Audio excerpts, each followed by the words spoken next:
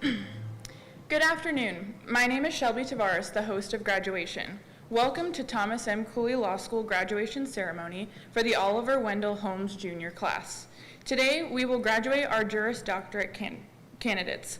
The assembly is requested to stand while the invocation is pronounced by Professor Church. Please remain standing after the invocation for the national anthem.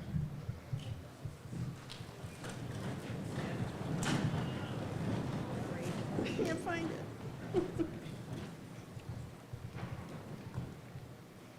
Oh, I had it up. There we go. All right, if you could bow your heads, please. Almighty God, as we gather today, we thank you for the blessing of learning. Thank you for the privilege of studying the law and gaining the skills to advocate for others.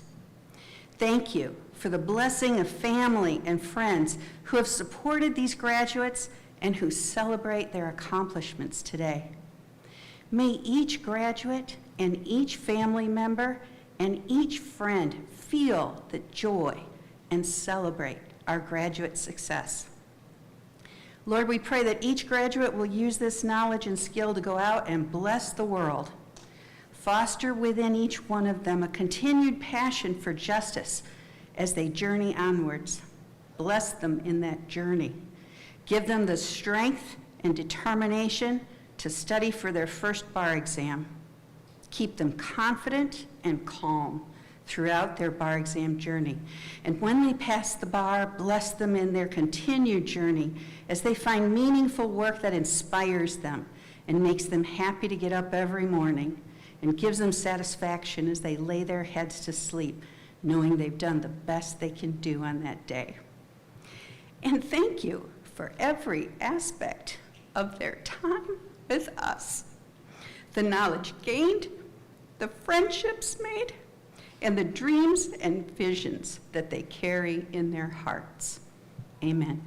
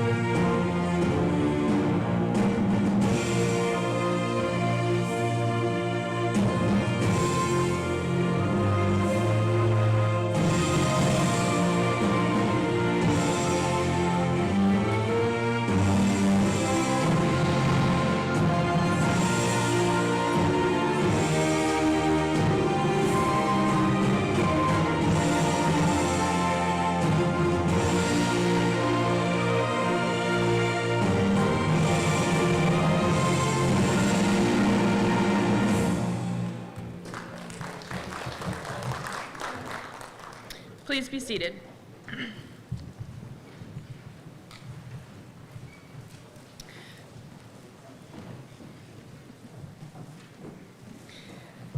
The student farewell address will be presented by Colby Warren, who was selected by the Oliver Wendell Holmes Jr. class to present the class's farewell comments.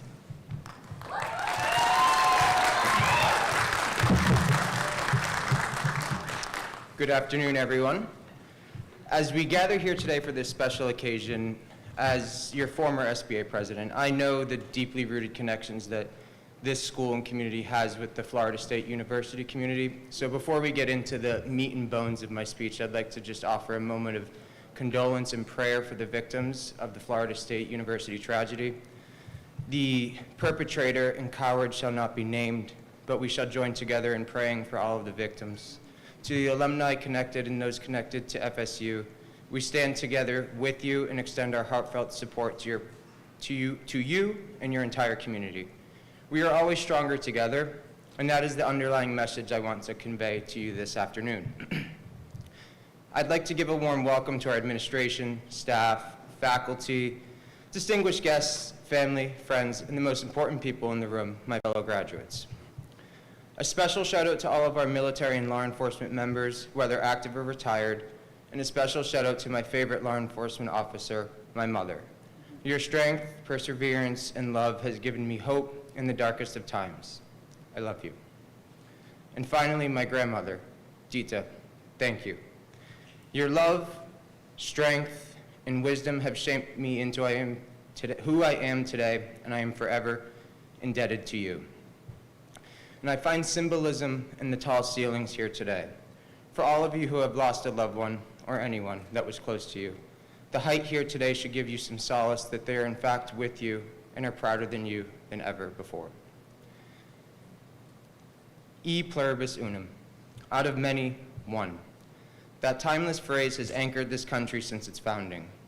It reminds us that despite our differences, backgrounds, beliefs, experiences, we stand together stronger than we do apart. As we gather here today to celebrate achievement, hard work, and the next chapter of our lives, I want to offer a simple and sincere message. We do not want what we care about to slip by.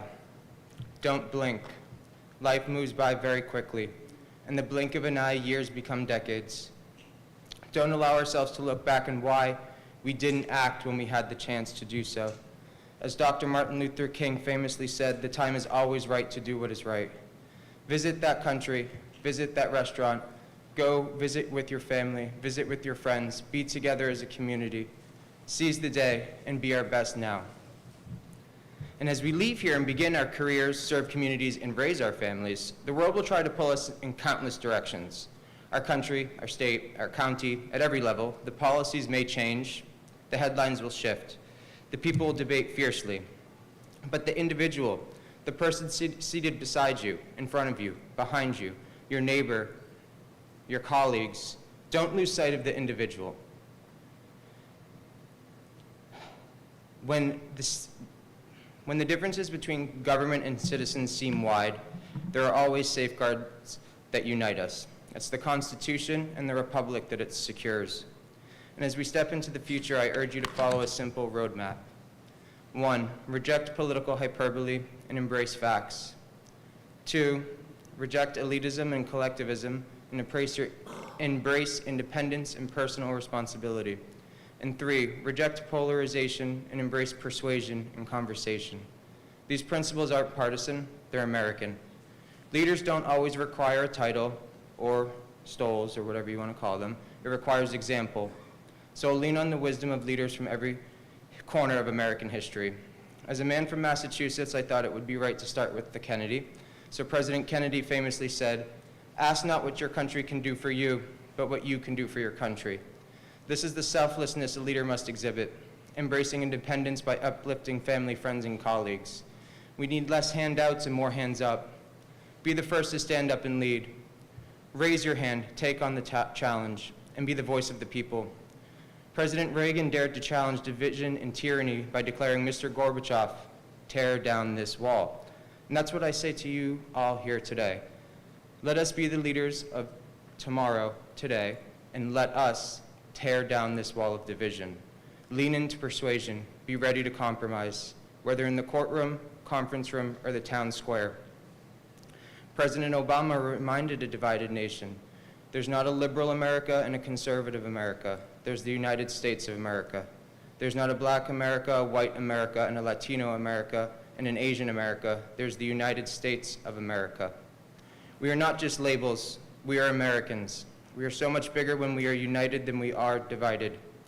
And when the weight of the world feels too heavy, or wonder if divisions are too deep, or an enemy too mighty, remember the words of President George W. Bush in the aftermath of 9/11.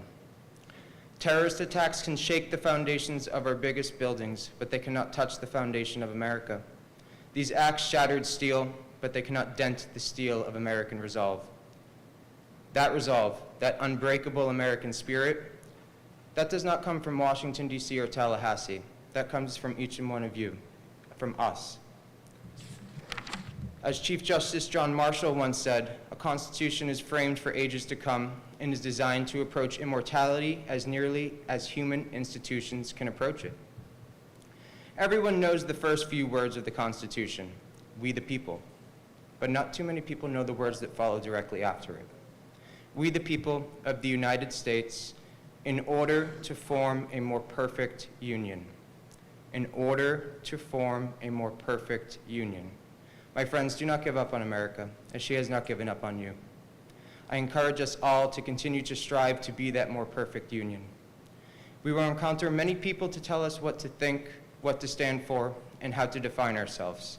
But the true test is whether we stand for something bigger than ourselves, for principles, for service, and for the betterment of others. May we lead with conviction, listen with humility, and serve with courage. Before I close my speech, I would like to thank a few faculty members for their impact they've had on me as a future lawyer. First, Professor Hardrick, who encouraged me to reach beyond my comfort zone, securing me a very, very important internship that has helped shape me into who I am today. Second, Professor Church, who always challenged me to think beyond my boundaries. Next, Professor Marin, who engaged and trusted me as a Dean's Fellow, Teacher's Assistant. Your grace and humility will always be an example for us. And finally, Dean Zielinski, who questioned me, pushed me, and encouraged me to be my best. Congratulations, class of 2025. The best chapters of our story are ahead of us. May God bless you. May God bless the free state of Florida. May God bless these great United States of America.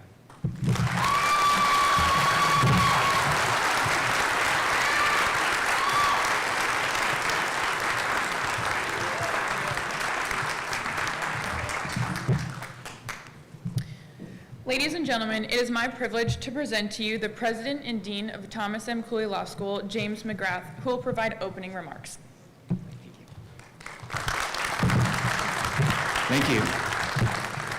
So I also would like to offer a hearty welcome to our distinguished guests, including members of our hardworking staff, some of whom are hardworking right now behind the scenes, and to our distinguished faculty members here today. Welcome to the families, friends, and also the creditors of the Oliver Wendell Holmes Junior Class of 2025. And of course, last but not least, the reason we're here are our 2025 graduates. Congratulations again.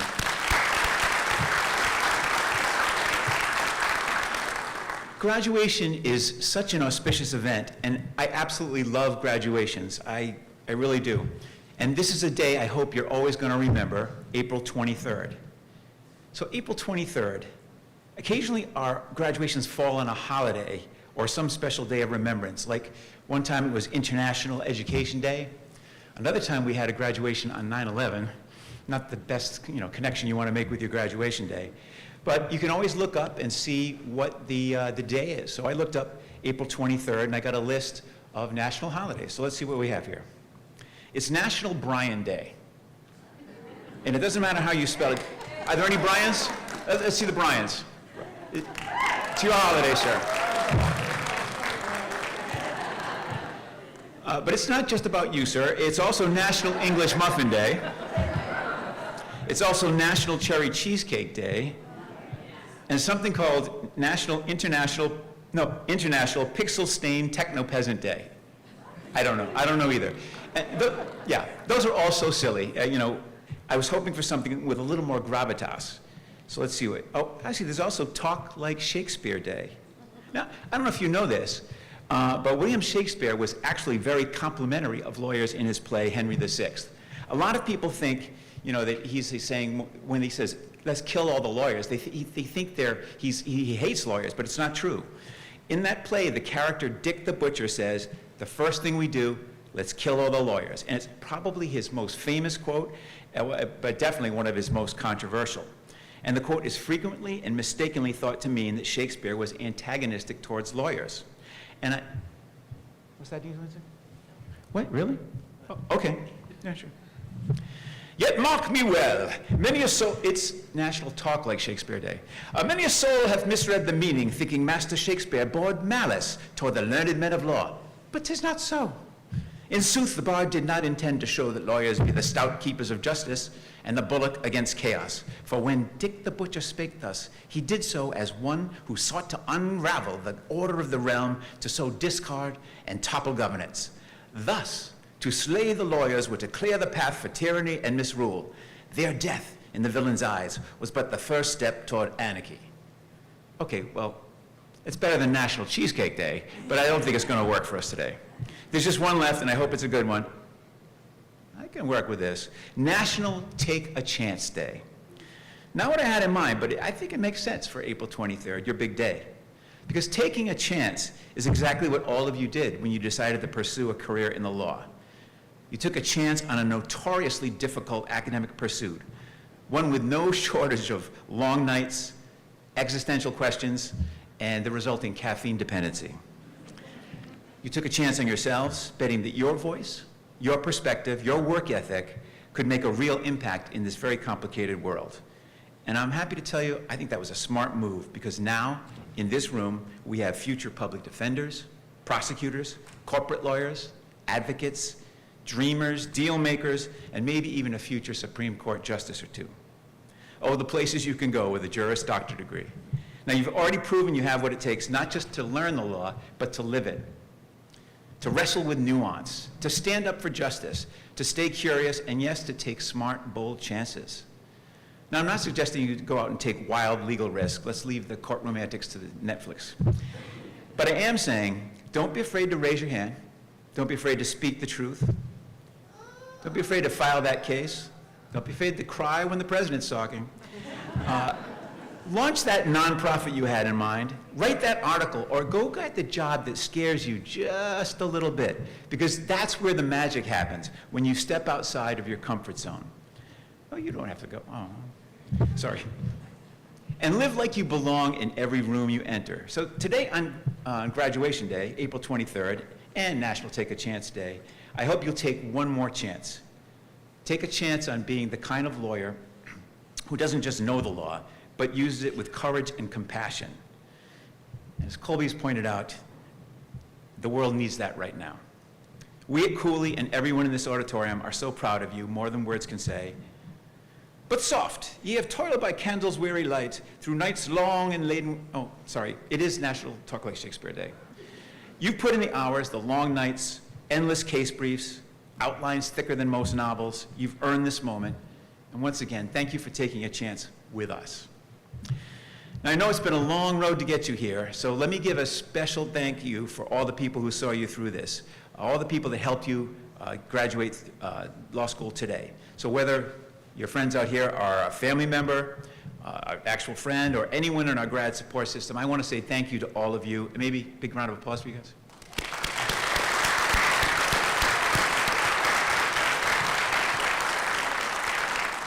Thank you for whatever you did to help our grads get through, whether it was emotional support, financial support, maybe providing childcare so they go to class. However you were here for our graduates, I would like to say it's over. Everyone's hard work is done. I would like to say that. I would like to say that. But not to be that guy, but as you all know intimately, we have one big hurdle left, and that is passing the bar exam. So today we celebrate our graduate success, and you've all earned a little vacation here, but a very little one, because very soon you're going to have to get back to preparing for the bar exam. So to all of our family and friends, bear with us for one more big effort, and let's enjoy this special day. I just want to give a few thank yous before I introduce Professor DeBose, who will be introducing our keynote speaker here. I'd like to thank Shelley Tavares, our host, doing a terrific job, as usual. And Professor Chris Church for a very heartfelt invocation. She almost had me breaking down with her, but it was very touching. And you don't want to cap her with a prayer. Yeah. I know you wanted to, but it seems wrong to clap right after a prayer, but I want to make sure she had her due there.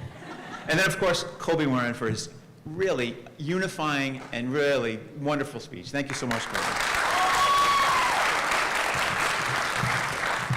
And now it is my pleasure to ask Professor Wendell DeBose to come up to the podium to introduce our keynote speaker. Professor DeBose.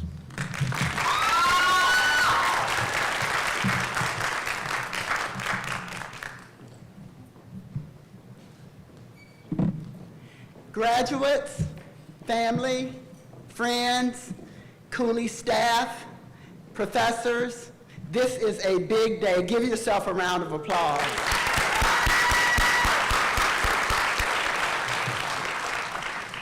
I would like to introduce my friend, the Honorable Retired Judge Perry A. Little. Judge Little grew up and attended K-12 school in Savannah, Georgia.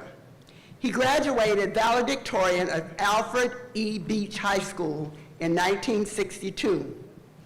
Judge Little attended the historical and prestigious Morehouse College in Atlanta, Georgia, and graduated with honors in 1966. He received his Juris Doctorate from Emory University School of Law in 1969 and was admitted to the Florida Bar in 1969.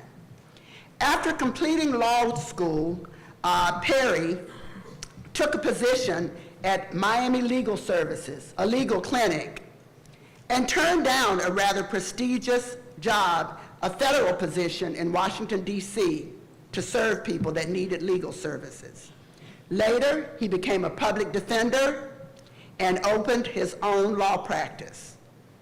At a time when windows and doors were just opening for African Americans in the legal profession, Judge Little was appointed to the bench in Hillsborough County by Governor Reuben Askew, one of my homeboys. I graduated from the same high school that he graduated from, and our club actually honored our high school library when we had a new one built in honor of him. Judge Little was the second African American to be appointed to the Hillsborough County 13th Circuit after the Honorable George Edgecombe was the first.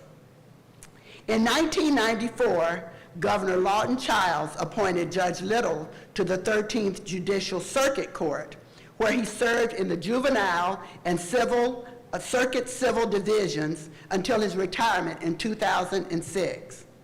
After retirement, however, he has frequently returned whenever the dockets got too full to still serve in the 13th Judicial Circuit.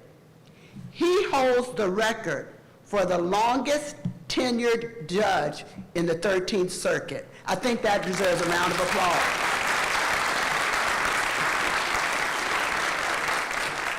But graduates, that record can be broken. Who knows? But the person who may break that record may be sitting in the graduating class today. All right. Judge Little is married to Sonja Latson Little, my sorority sister, and he is the father of 3 children. He set the example for his children by graduating from law school at a time when few African Americans were able to do so. 2 of his children have 2 master's degrees, and his youngest has a law degree and has been admitted to the Massachusetts Bar. Today, some of you may be the first in your family to receive a college education, graduates. Some of you may be the first to receive a high-level graduate degree that you will receive today. If so, carry the torch for members of your family by encouraging them to go to college, graduate from the university, and achieve a high-level degree in order to make our system better. I call Judge Little Perry because I met him in 1978 when one of his family members was a classmate of mine in the inaugural Masters of Public Administration class at the University of South Florida. I fondly remember him being one of the most advocate Tampa Bay Buccaneers fans that ever lived. He cheered for the Bucs when my husband played for the Bucs, even though we always seemed to lose. After I was admitted to the bar, Florida Bar, at the very young age of 49 years old, I told him of my experience of attending law school part-time, working a stressful job, and applying and being admitted to the Florida Bar with 2 children in college. Perry told me that when he applied, when he sent off for his bar materials, he was so poor he didn't have money to pay for them. So he sent a promissory note and prayed that they would send him his study materials. They did, and when he finished and passed the bar and actually graduated and had some money, he sent the money. Don't try that today. Okay? If you need study materials that you don't already have supplied with your tuition, send the money. Those were different times. I can't tell you how loyal and how hard Perry has worked. We wanted him to teach our capital murder case class after Theta James left and moved to Miami, and he was going to do it, and he had to have eye surgery. So he is committed to Cooley. He is one of my dear friends of almost half a century. And so graduates, family members, Cooley professors and staff, I give you one of my dearest friends, the Honorable Retired Judge Perry A. Little.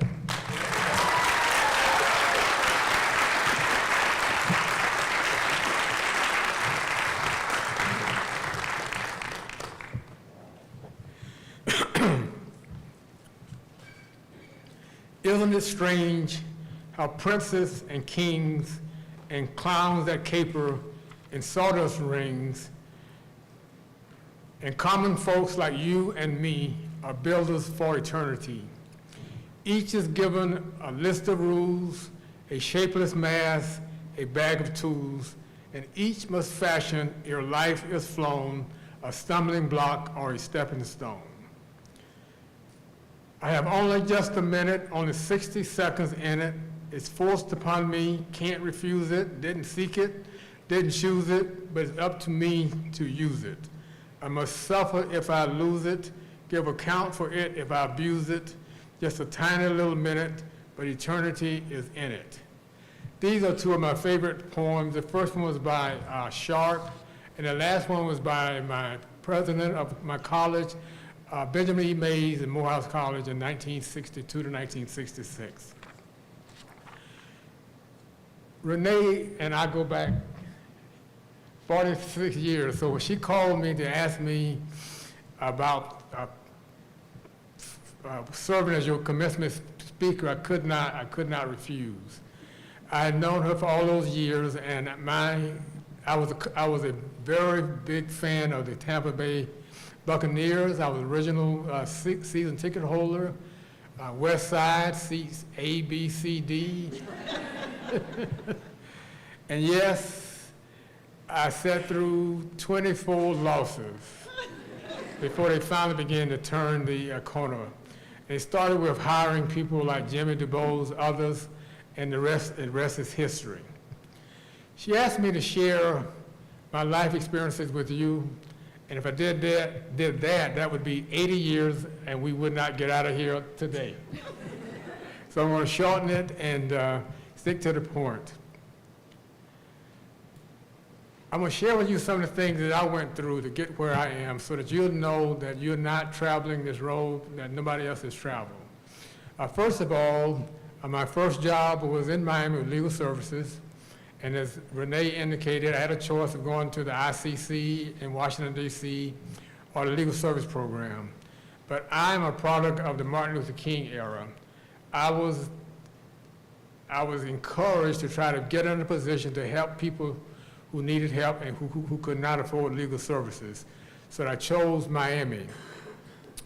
Now, I did have a job, had no place to stay, had no money, but my father was my foundation. He was my help. He bought me a round trip ticket to Miami, gave me $200. I had the job, and off I went. So I ended up in Miami Saturday afternoon. I felt like I was in another world because it was one thing to read about the influx of people from other countries. It's one thing to get off of the bus in Miami, you can't understand the words that's being said, not one word. But I chose to do that, and I needed a place to stay. I checked into the Y on a Saturday afternoon, called my relatives to tell them I was in town. I paid the $8 that the guy asked me for. And on Sunday, that Sunday they came and got me and took me to their home for a Sunday dinner. It was fit for a king. Fried chicken, potato salad, whatever, and a dessert. So they took me back to the YMCA where I was, and reality set in. I couldn't get in my room. I first thought I was on the wrong floor, wrong room. I thought I bent my key. I was in denial. So I went to the front desk, talked to the man. I said, sir, I can't seem to get in my room. And he said, well, right now you owe me $8. I said, I gave you what you asked for. He said, well, you did. He said, but that expired at 6 o'clock, and it's now 6:30. I said, well, I have the money, but it's in the room. He didn't move. I said it again. I said, sir, I have the money, but it's in the room. So instead of him giving me a key to go up to the room to get the money, he came from behind the desk. We rode up to the fourth floor together. At that point, my heart was in my stomach because I didn't know if I was going to be able to get my money or get out of there. Didn't know. So as long as I'm alive, I can see the image of that man standing in the door as I walked to my room to get the money. And it was there. I had a good ending. But it told me one thing. The world doesn't care about who you are, what degrees you have. At that time, all I represented was $8. If I didn't have the $8, I wasn't getting out of there. I had it, and I never looked back. And what I'm trying to tell you is this. The world does not owe you a living. They can't tell you from Adam's house cat. You have to earn your way. Always remember that. And I stayed in Miami for 1 year. I came to Tampa in 1970. I had a grant from the Reginald Heber Smith Foundation that was being administered by Howard University. I came to Tampa, and I didn't know anyone. I knew of Tampa because of two reasons. Number one, every country store in Georgia had a Have a Tampa Cigar sign up.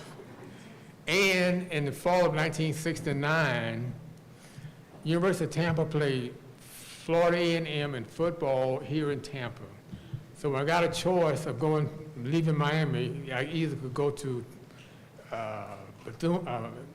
Daytona Beach or Miami. And I chose Miami. And our thought was, if they can play a football in 1969 with predominantly all black college, because predominantly all white college, things must be okay. Wasn't quite as good as I thought it was, but it was okay, and I came to Tampa. And that was in 1970. In 1977, I was appointed to the county court bench. So you know I had to come from nowhere in order to get there. And I'm going to tell you a couple of things that helped me, and maybe it'll help you as you pursue your dreams.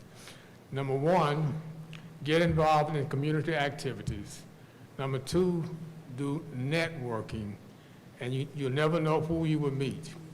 I remember going to a national bar meeting in Miami in 1969. In that room was Jesse McCrary, L.C. Hastings, Dale Stewart, the Cunninghams, and others. They were all prominent black lawyers. And I said to myself, if they can do it, maybe I can do it. And that's what gave me the inspiration to try to do what I could to get where I wanted to be. And the same thing applies to you all. Nobody's going to promise you, the world is not going to give you a way. You got to make your way. Now, the elephant in the room is the Florida bar exam. Either some bar exam you're going to take someplace else in the country. In my case, as Renee already pointed out to you, fee for that exam was $150. I didn't have $150, but what I did have was $75. I wrote Nord a check for $75 and a letter saying, "Dear sir, my name is Perry Little. I'm a recent graduate of Morehouse College, Emory graduate, and I need to take your bar exam. I understand it's $150, but I don't have it. If you would send me the bar material to $75, I will send you the balance when I get my next paycheck." They sent me the material. I studied it like my life depended on it, and I was able to pass. Now, other thing that I did was this. I had a job, but I took the last 2 weeks off work. I went to the library every day like I was going to work. I stayed there and until my roommate picked me up and took me back home. So you have to be dedicated. Expect some setbacks, but always, always get up. And remember what I said just a few minutes ago.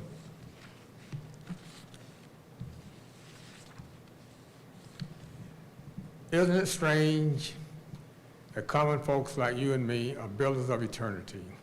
Each of us is given a book of tools and a bag of rules and a mass. We can either be a stumbling block or a stepping stone. And I encourage you all to be stepping stones as you go forward. Thank you very much.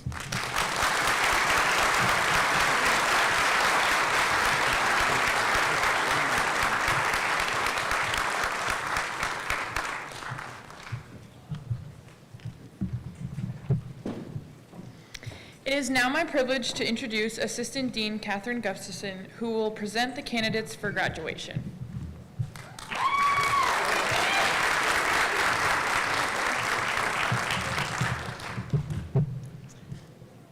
Ladies and gentlemen, in a few moments, the members of the graduating class will be receiving their degrees.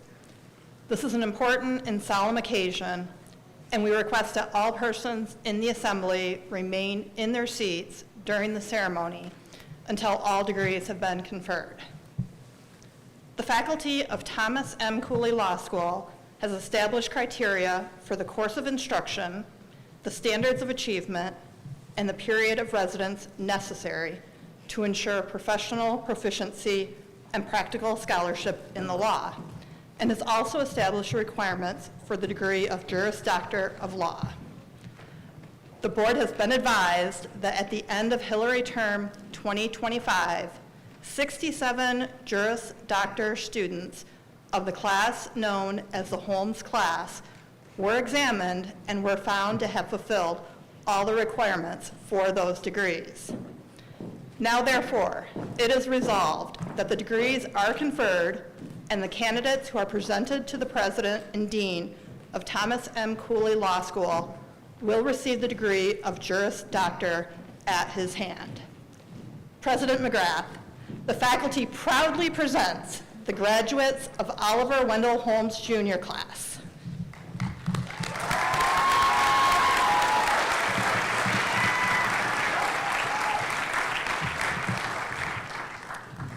The Juris Doctor candidates: Jaser Ahmad Bisharat.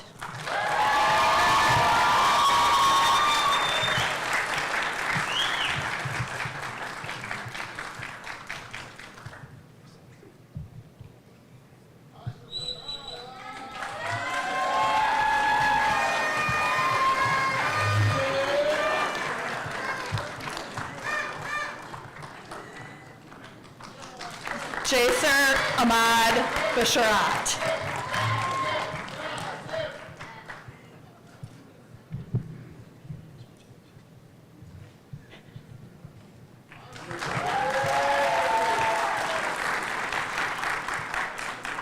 Shay Buck.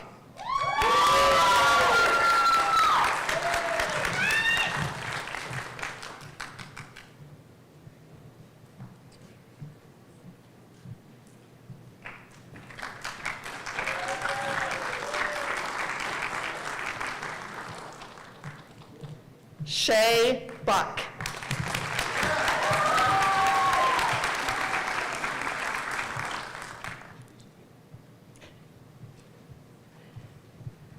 Amber Burney Leadership Achievement Award.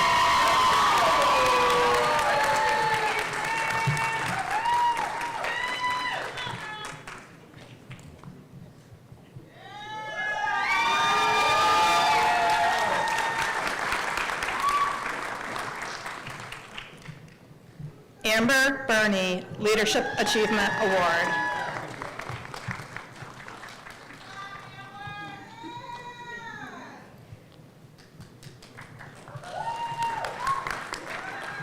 Charles Michael Cardenas.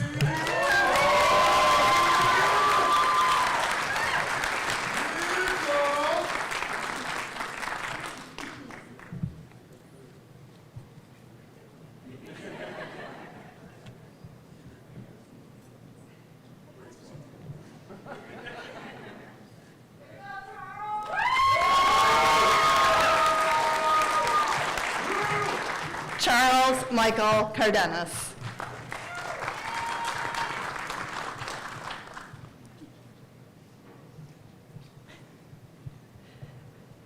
Steve Chandler, cum laude.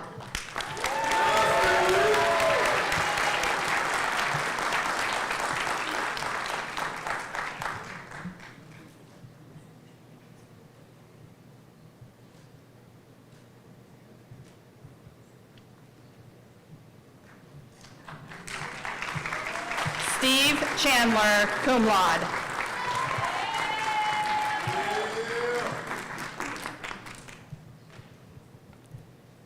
Madeline Amelia Colon.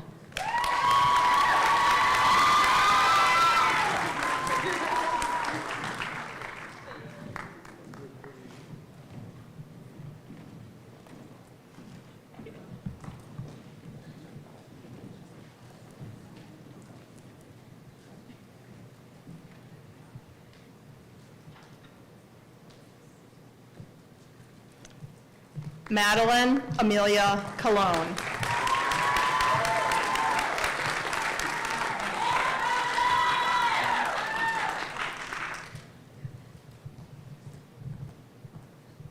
James Charles Crawford, cum laude.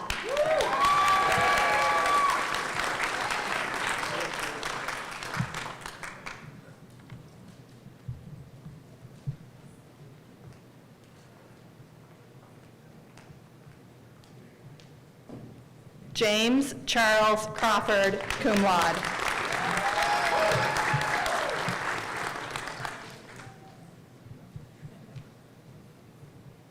Kylie Grace Crowley, cum laude.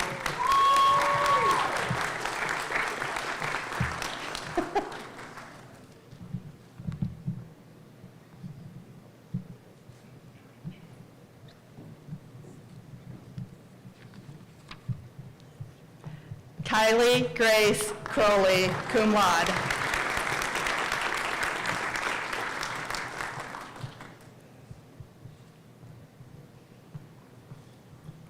Kimberly Dutton, cum laude.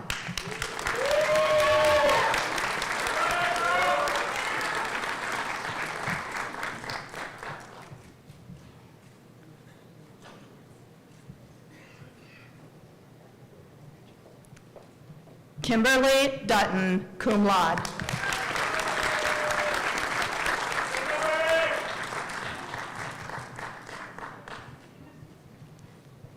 Alicia Fitzpatrick.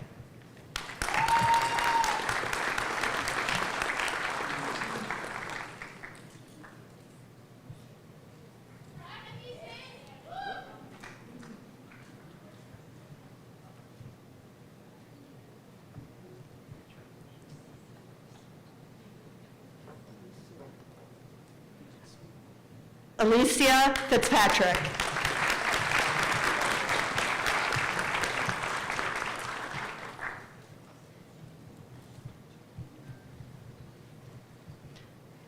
Marissa Lacey Gendison.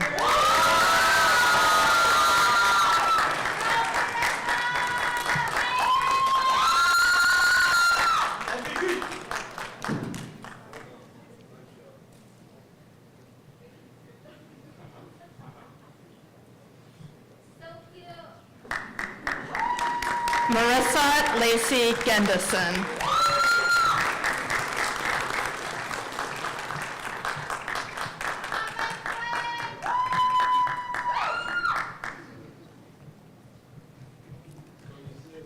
Alexandra Fiona Golden.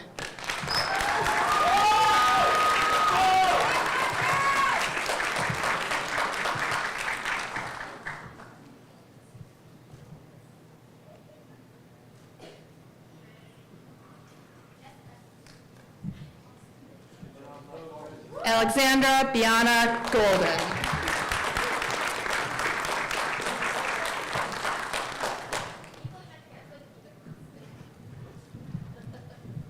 Jenna K. Hayek, cum laude.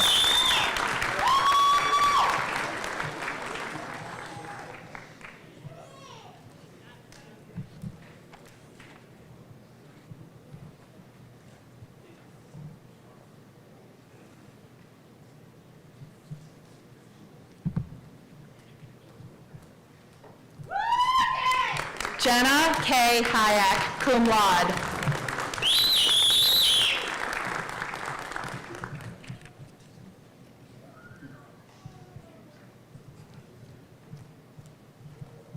Megan Elise Jackwis.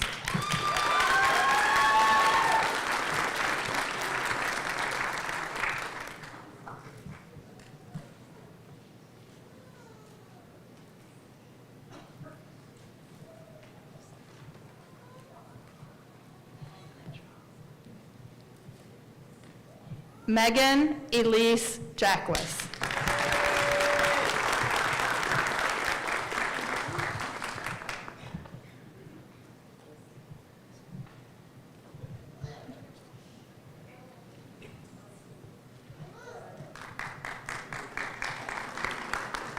Michael Johnson.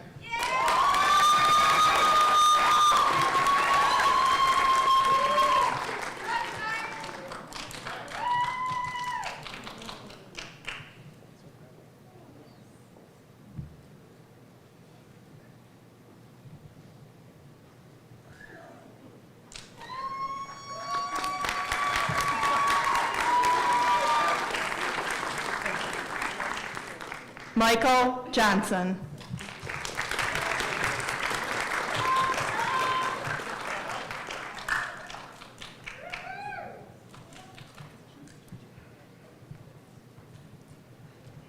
Paula Mazzini Moy, cum laude.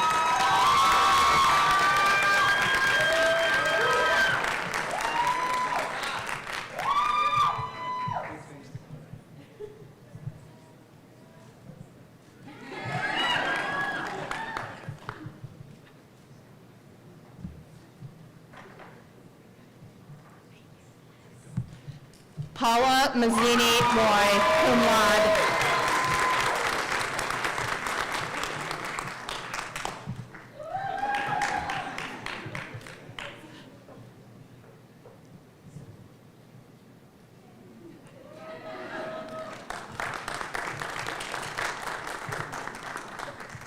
Lucas Nabizada.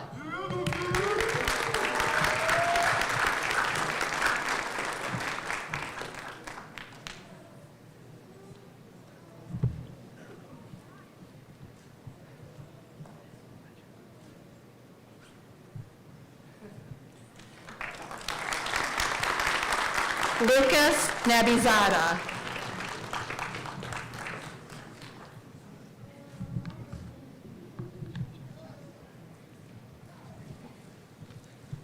Luis A. Pimentel Soleras.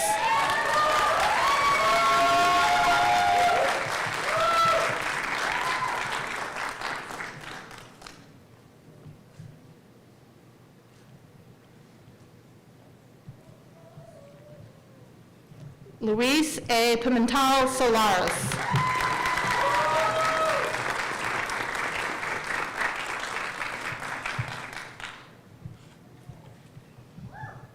Carly Nicole Plum, cum laude, Distinguished Student Award.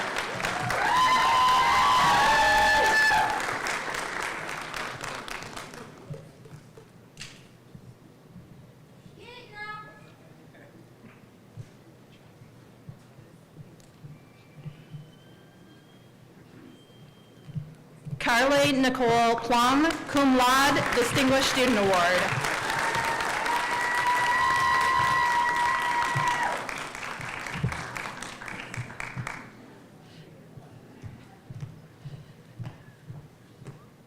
Ashley L. Resto.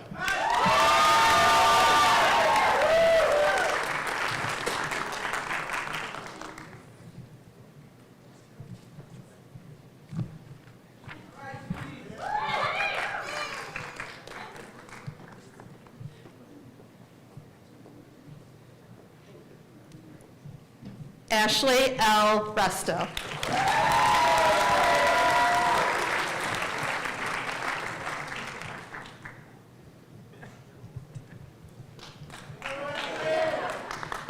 Daniel B. Salato.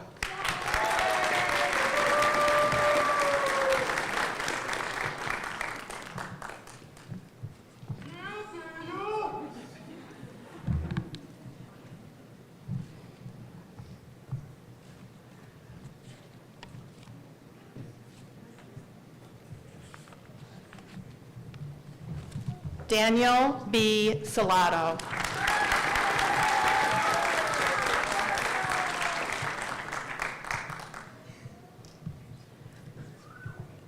Idalise Santana Santiago, cum laude.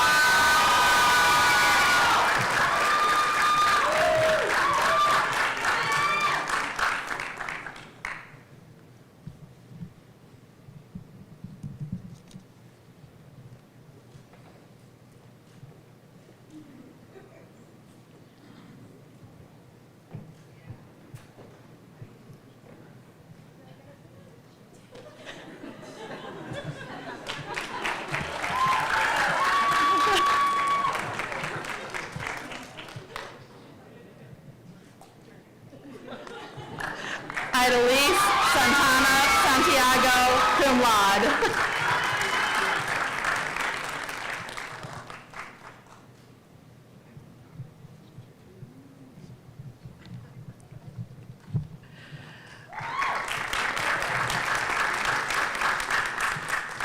Melissa Marie Sherritt, cum laude and U.S. Air Force veteran.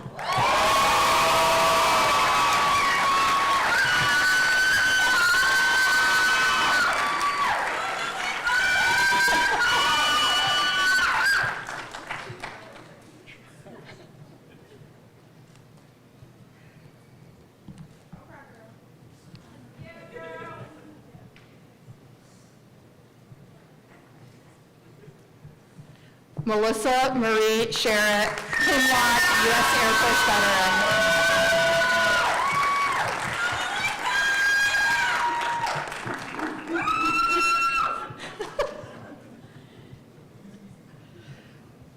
Maquia Simmons, cum laude.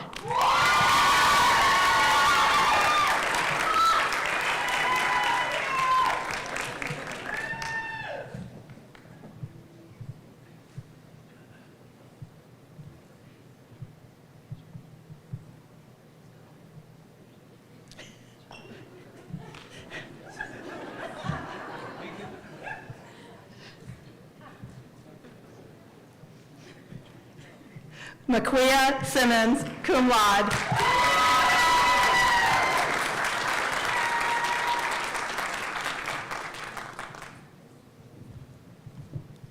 Jenna Christine Sniffen.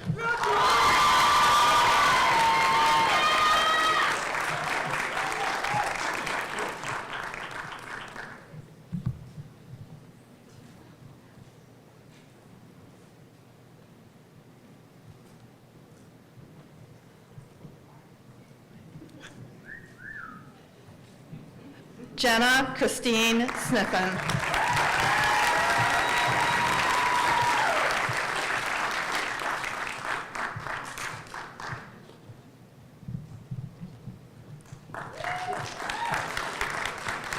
Nicholas Trillo, cum laude.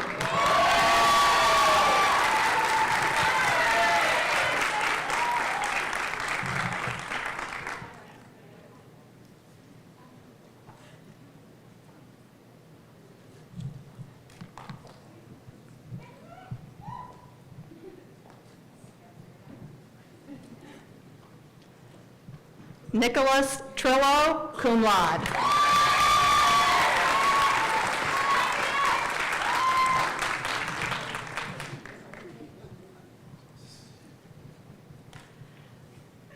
Brian Edward Timms.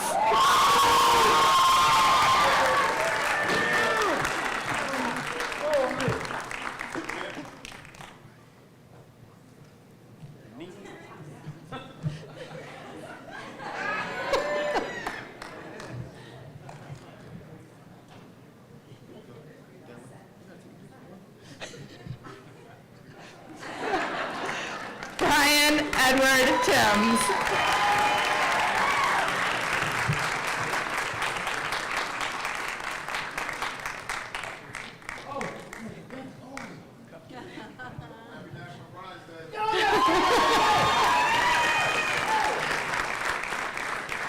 Joseph Vogel, cum laude.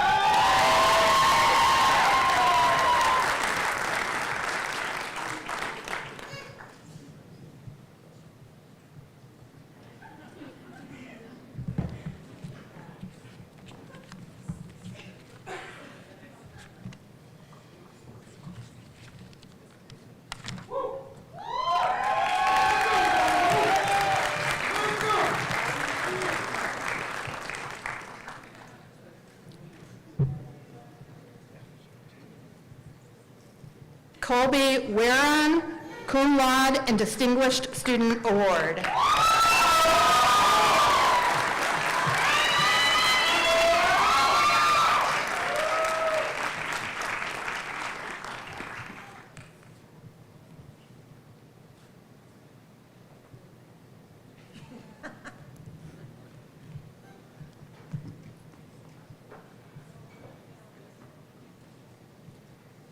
Colby Warren, cum laude and Distinguished Student Award.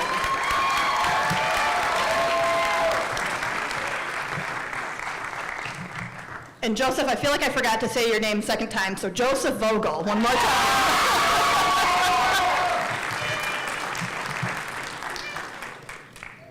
Cara Elizabeth Zick.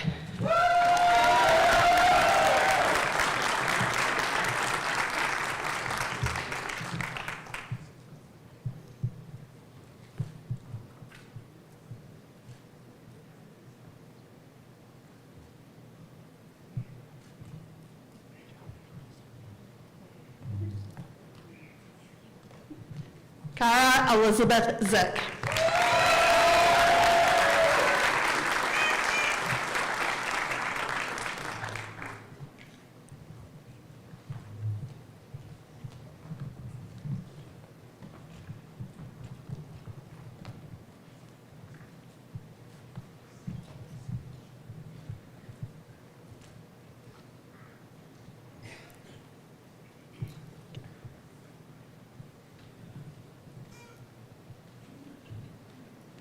Ladies and gentlemen, I proudly present to you the graduates of the Oliver Wendell Holmes Jr. class.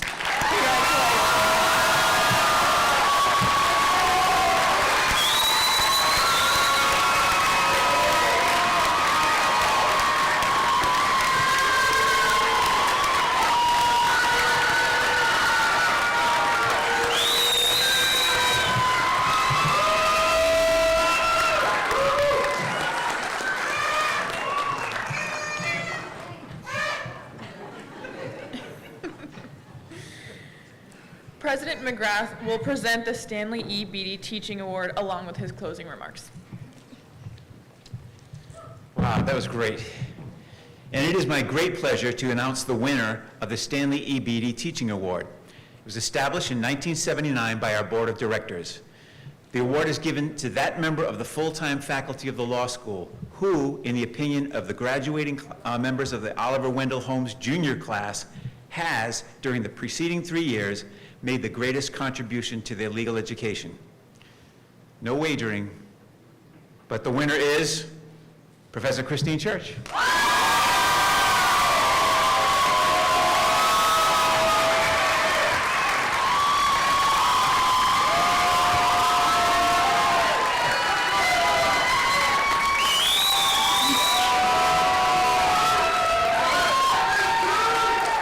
You guys are going to make me cry, but I know most of you like doing that. Because whenever I feel something really, really strong, I can't help but sort of tear up a little bit. And this is such a day for tearing up, I'm going to tell you. I'm so proud of each and every one of you, as is all of our faculty.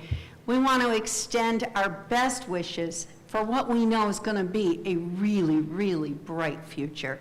So keep up the good work, keep the faith, and do what we've trained you to do. All right, good luck on the bar.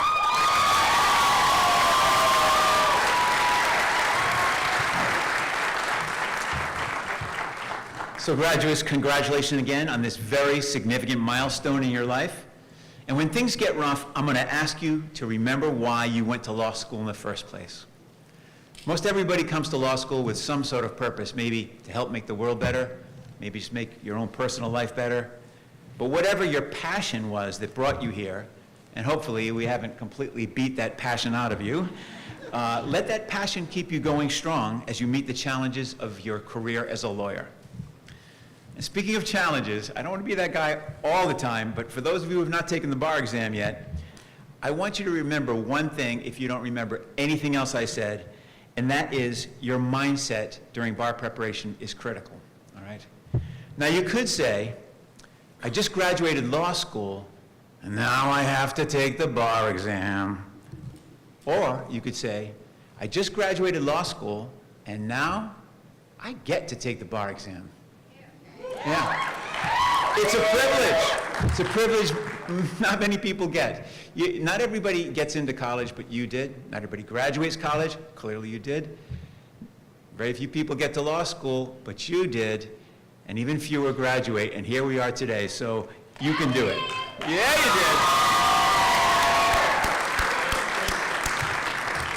did. And so now you get to sit for the bar exam, but once is enough, so get out there and get the work done, and remember, you're not doing this just for yourself, you're doing it for your fellow graduates, your family, and for your clients who deserve the best representation they can get, and that's from you, all right? So let's get that work done. And although you're finishing up an important chapter of your life as a Cooley student, the book with Cooley is not finished. We'll be ready to share in your successes and any setbacks you may encounter as you become great lawyers and leaders. So stay in touch and become an active member of our Alumni Association. Stand tall with over 21,000 proud Cooley alums. All right. And as Professor Church said, we're all proud of you and continue to make us proud of you. In closing, I want to once again thank everyone for sharing in our graduate celebration of their incredible achievement. And now back to our host, Shelby, take us home.